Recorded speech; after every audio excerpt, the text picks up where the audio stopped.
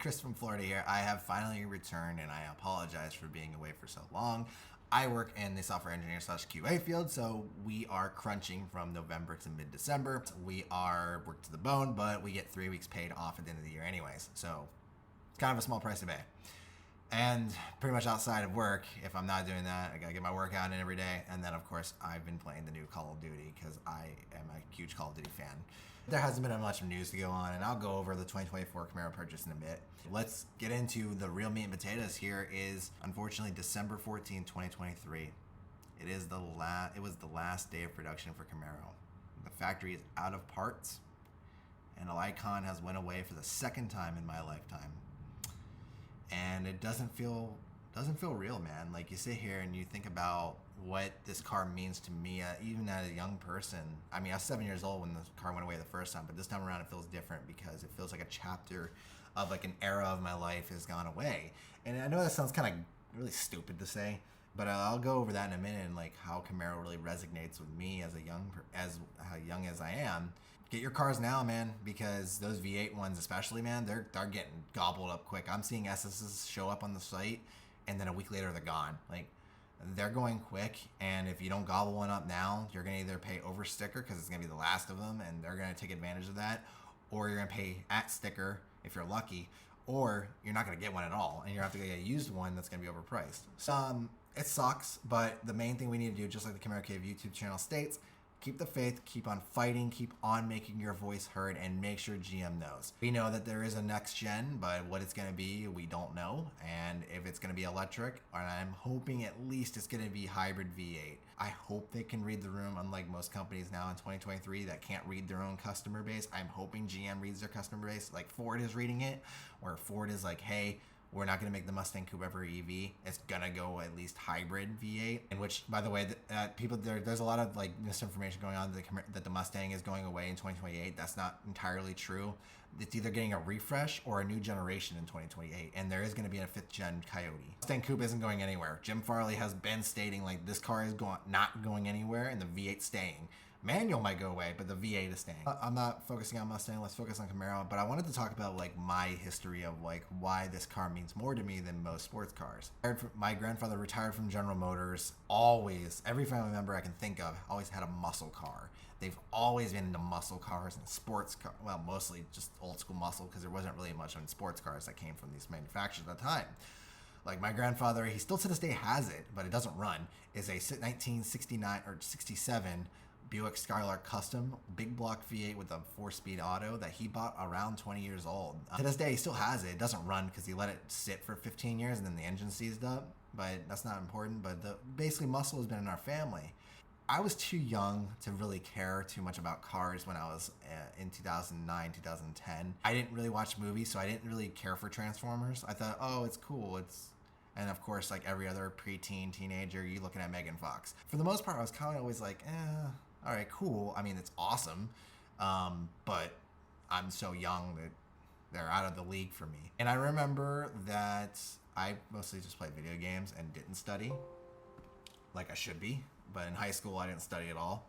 So I just kind of played video games and kind of kept my head down. Well, 2011 comes around, and my uncle purchases a 2012 50th or 45th anniversary Camaro.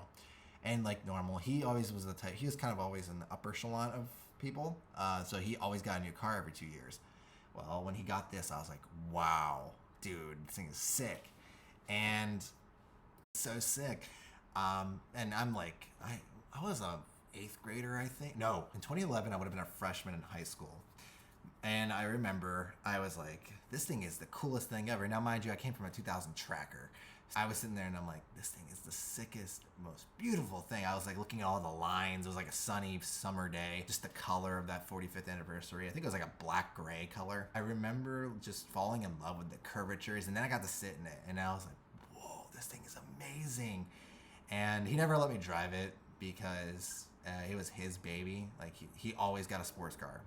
Before that, he had like a 2007 Corvette, and then he traded that for the Camaro. because the Camaro was the big hot thing that right now, and he wanted one of that, and he wanted the 45th anniversary. He more bought sports cars to flip them. He ended up selling it years later for like with 3,000 miles on it. He never drove it, but I still sat in it, and I was like in awe with all the technology at the time because it had the backup camera in the rearview mirror. I don't think it had like a big touchscreen. I just remember like it had Bluetooth. I thought that was kind of cool. I kind of compared it to my like PlayStation 3 basically. I was like, this thing is so beautiful and amazing, and then I thought it was worth like way more than it actually was. I mean, still wasn't cheap. Back in 2011, it was $45,000, I think is what he paid for it. And I was like, pretty affordable because cars got, when I'm like a preteen, you're thinking about like Lambos or like Ferraris because that's what like it's in everything at the time. Those are obviously like 200 grand. But then when I saw this thing, was like, wow, that's like a quarter of the price. That's amazing.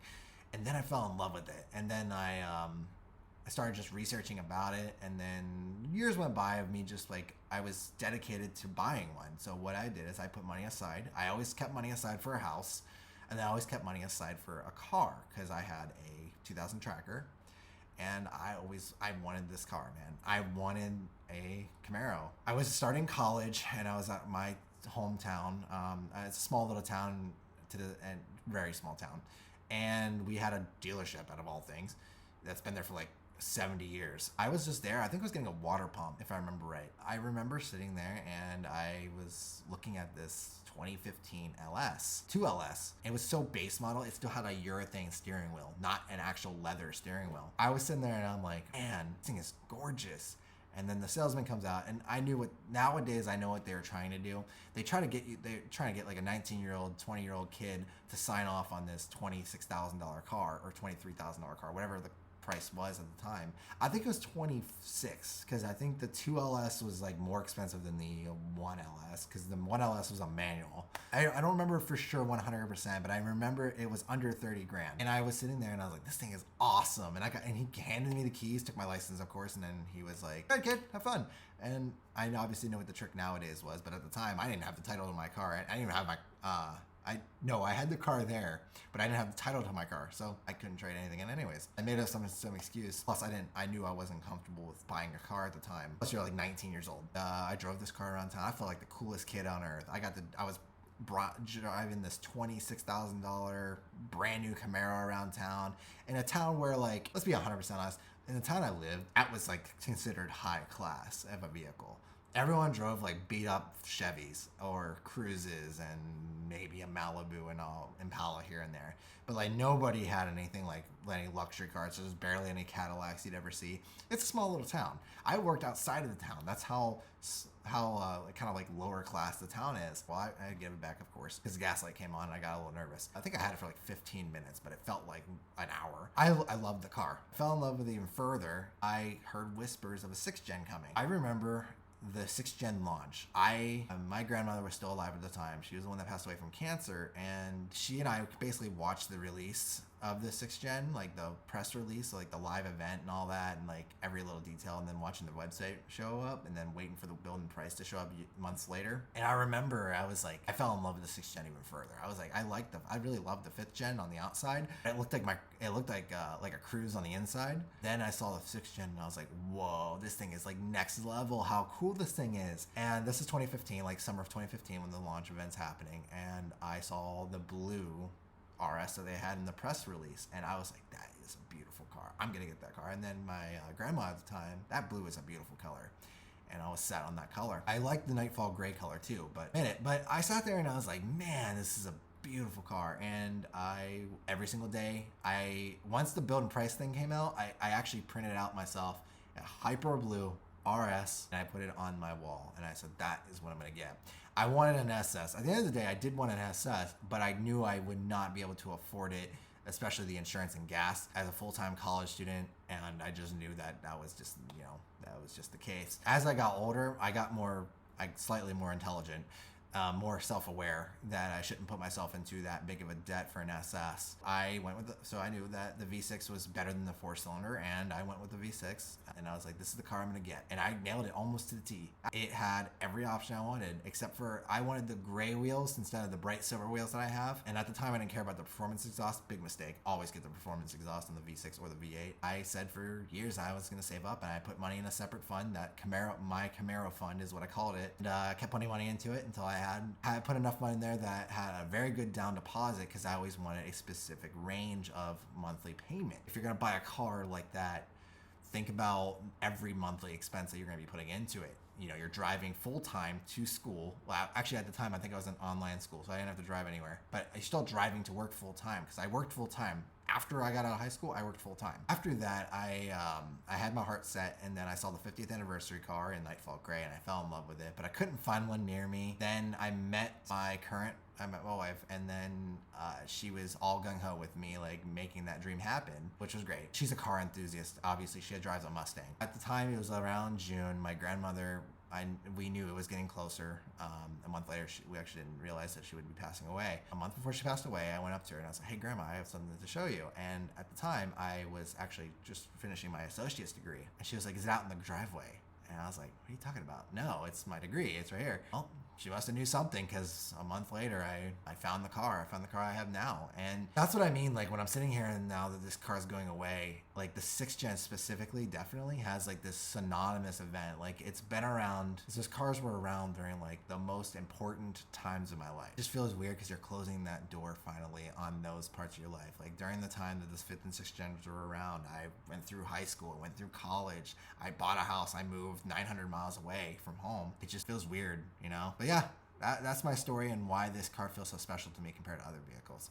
That's my 2024 Camaro purchase and how it's going. My car is in transit still. It is sitting in a rail yard somewhere near Tampa, Florida. It's supposed to be delivered on the 28th of December. Funny thing is, I won't be here. I won't be here for the last 2 weeks of the year. The good news is the dealership I'm working with is known to be very good. They're not a shady dealership. They have really good reviews. One of the best ones in Florida. We have it in writing that, hey, even if I'm on vacation, they're gonna keep the car. They're not even gonna wash it. They're just gonna do PDI and call it a day. He's gonna put a tag on it that's sold as soon as it gets there and wait for me to come get it. And the only thing I always worry about is the deal. So the deal I wrote out has an expiration date on the contract that it expires on December 31st, 2023. Obviously the car will be here. I won't be here. I hope this deal stays intact. They told me in writing that it's gonna stay intact, but never trust anybody. I'm a little worried on that front. Well, I have faith. If it's meant to be, it's meant to be.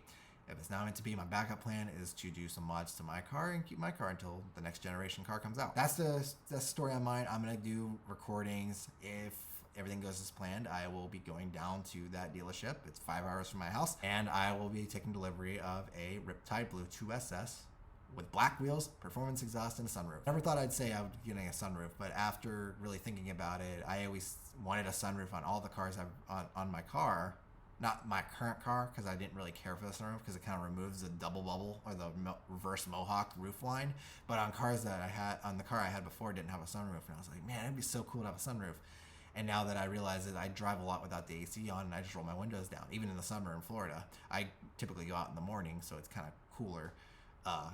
I know. If you live in North Florida or anywhere in the South, basically, from like Charlotte down, if you live anywhere in that area, you know that like cooler is still like 70-80 degrees in the morning, but it's still kind of a nice enough that you can roll the windows down on the highway or whatever, and most of them, that's not important to this situation. But I have more of a thought about it. The more I thought, I actually think I would like the sunroof. I kind of gave into that one about how I drive and what I, whatever the case may be. But that's this update on my 2024 Camaro. On the way. It'll be here when I'm on vacation, and I'll be taking delivery next year. That's it for me, guys. If you have any questions, let me know. If you have any questions in regards to ownership stuff, let me know, because I try to keep an open book, and I try to help anybody that is looking into like ownership of a Camaro. So, and if I do get an SS, I'll be giving you the entire run-up of like ownership experience, just like I did with my V6, except probably more, because the V8 does require a little bit more maintenance than the V6 does. So, yeah. Anyways, guys, peace out.